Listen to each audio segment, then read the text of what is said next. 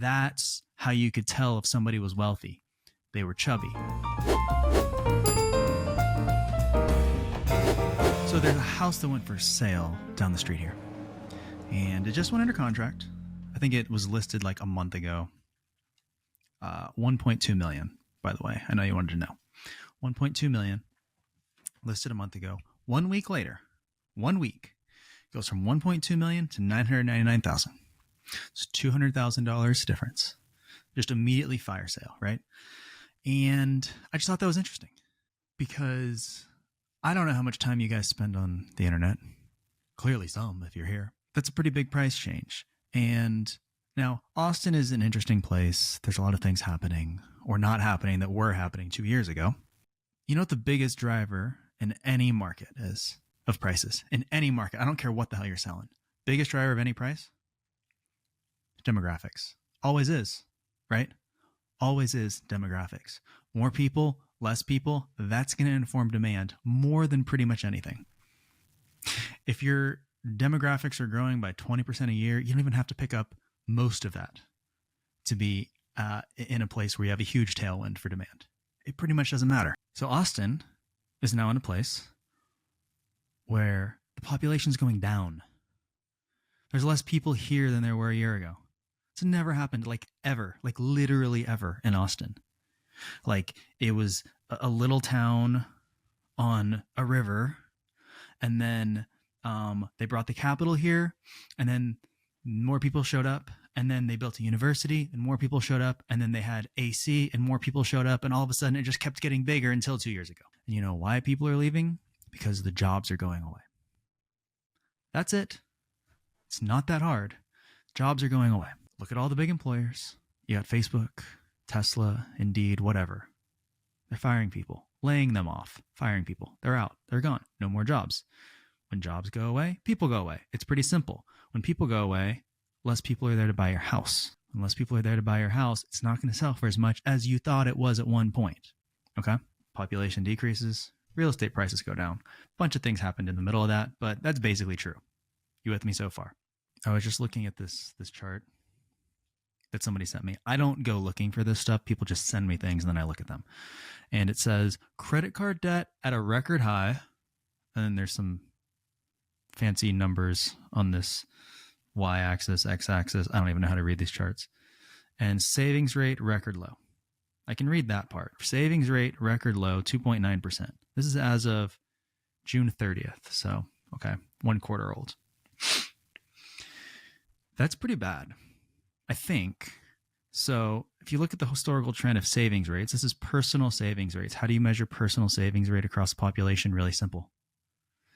You look at wages, we can track wages, and you look at spending, we can track spending. The difference is savings. That's it. 2.9% personal savings rate. As recently as 2019, the year before COVID, we're at a record high, floating about 8% for an entire year. That's pretty good if you think about it. It means every dollar that somebody made, they saved 8 cents. Across 300 million people in this country, that's pretty good. You had that across the entire population. Then you had COVID. What happened with COVID? Stimulus. So we saw savings rates go from 8%, record 8%, to quite literally over 30%, like overnight. I don't make the rules. That's just what happened. And then they stayed pretty high for a couple of years. Now they've been drifting down. They've been drifting down pretty aggressively. And for about the last 2 years, they've been kind of floating in this 3-4% savings rate as a population. Why is that interesting? Well, not only are we in this place where we have this record low savings rate for a generation at least, we're also in this place where the world is just way different than the world that I remember growing up in. I don't know about you. But when I grew up, for example, football just came back. Okay? So I can sit there and watch football games all day long. Sometimes I do. Sometimes I don't. But I can. After the football games, I can literally immediately go on the internet and find whatever play, whatever highlight I want to the second. Instantly. It's right there. It's in front of me. Instant gratification. Now, that's not really new we've known that. That's been around for a while. But think about the difference in mindset. Like when I was a kid, if I wanted to go see a highlight, if I wanted to go find a replay of something I really wanted to go see, I literally had to watch SportsCenter for an hour, or I had to watch the freaking game live and sit through 2 or 3 or 4 hours of other stuff to see the good parts. None of that's required anymore. We can just skip that. You can skip all the other stuff that comes with what we kind of perceive as the fun, the good part. This instant gratification mindset. You can buy things on credit that you used to not be able to buy. I mean, you can literally go to like a coffee shop and have a $20 ticket, and it'll pop up and say, do you want to make this in installment payments over the next 6 months? Can you imagine? Like, take a step back for a second and think about how weird it is that you can buy a sandwich for the next 6 months or whatever. There's no logic to that.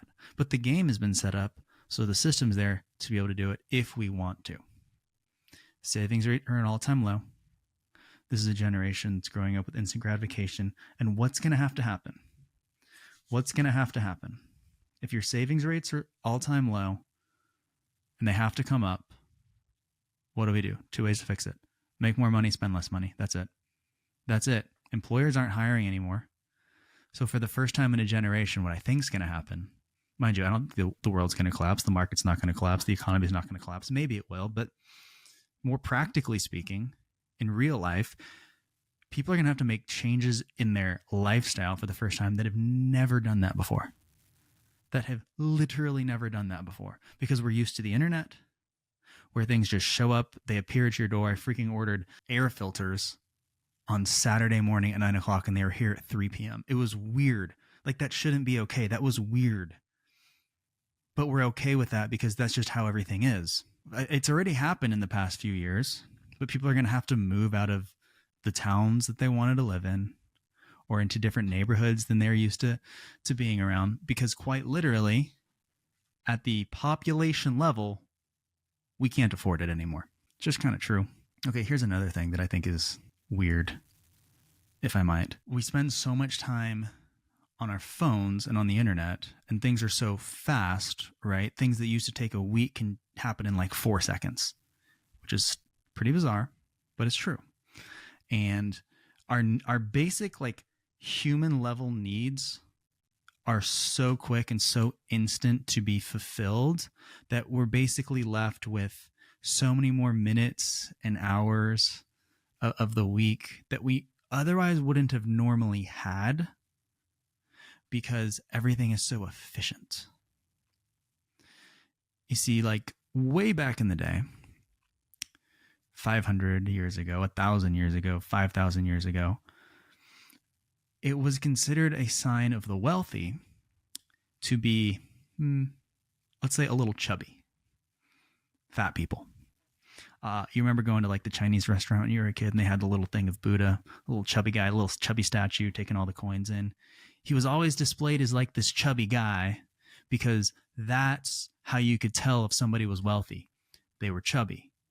They had enough to eat. They had sustenance. They showed it off by overeating, indulging, if you will. Because why? All the peasants working in the field couldn't afford enough to get fat. It was literally a rich people thing to be fat. It was. It's true. And now we live in America. And America, the richest nation in the world, the fattest nation in the world, the fattest nation of all time, because everything is so efficient. We've forgotten the process that it takes in order to get stuff, because it happens in 4 seconds. We overeat, we overindulge, and all of a sudden we're left with all this time that's been given back to us. How do we spend it? On our phones, on the internet, listening to stupid shit, okay? And now, all of a sudden, the social capital that's built up in the next generation, all the kids, the middle schoolers, the high schoolers, what is the social capital? It's no longer being fat, because everybody can be fat if they want to be. That's the thing in America. You could just choose to be fat. It's not hard. You used to not even be able to make that choice. But no, it's not being fat. Social capital is like, hey, I know what the latest TikTok trend is. I know what this viral video is about. I know popular culture. Why? Because I took all the time that I was given back because all my basic human needs have been met. I don't need anything else. My life's pretty easy, and I can go and reinvest my time back into the internet, filling my brain with useless stuff. And the more that I can fill my brain with useless stuff and memorize random things and tell everybody else about it, signals to everybody else that I must be wealthy because everything else is taken care of, and my time all of a sudden has no more value. I think I'm not wrong. If that's true, here's what I think like the second and third order effects of everything happening instantly are. Let me just pretend like this might be true, because it might be. If everything is so efficient that our basic needs can be met basically with very little or no effort at the individual level, and we have all this time back, there's one of two things you can choose to do with your time, right? I can just fill my brain with the useless, mindless shit, or I can go like be productive. Let's just say that those are the two options. Again, I'm probably not that far off, but let's pretend. And if that's true, the people who are actually using their time that's been given back to them over decades and centuries of innovation to make it so efficient that all of a sudden all that you need as a human being is like right in front of you on a golden platter. If I reinvest my time into doing things that are productive, then all of a sudden my effort that I'm spending is going to compound, and I'm going to be able to apply leverage to my effort. And all of a sudden, more and more work is going to be done by fewer and fewer people. And there's going to be fewer and fewer people who actually control all the capital and the decision making in the world. And all of a sudden, inequality is just going to go through the roof. Does that kind of sound like what's happening? I mean, maybe it is. I don't know. That's what the internet would probably like you to believe. It's kind of funny because you hear these things and it kind of sounds like it might be true, and it probably is in some way. And change happens very slowly over long periods of time, and then all of a sudden you wake up and you go, dang, that's way different than I remember. That might be true. And it's very easy to believe that that's true when you spend a lot of time on the internet and you fill your brain with mindless shit, which I do sometimes, by the way. I mean, it's like pretty easy. My phone's in my pocket all day. And then you take like a walk outside and you leave your phone, and all of a sudden you kind of go, the world doesn't really smell the way that they said it was going to when I was scrolling Twitter or looking at Instagram. The reason that these companies who are laying people off are doing that is because you look at some of the practices that have been instilled in the past 1 or 2 or 4 years. I mean, it's been 4 years since COVID started. They're literally not sustainable. There was the viral tweet that was going around in Austin showing all the people at Barton Springs on a Tuesday just sunbathing like nothing else mattered in the world. And you kind of look at that on the surface, and like if you're a normal person, I think, an average person, you look at that and go, that's kind of weird. That probably can't be happening all the time. And then you just kind of acknowledge it like, well, that's just the new reality, and you move on. But if you see that tweet, it shouldn't be a surprise when you see all these companies laying people off 3 months later.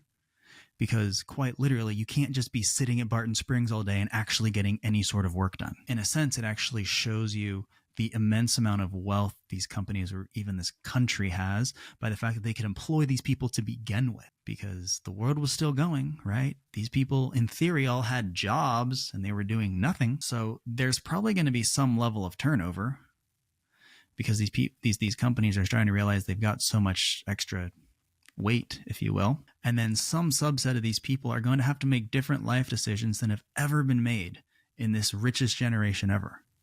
Like for the first time, we're going to have to change the way we live.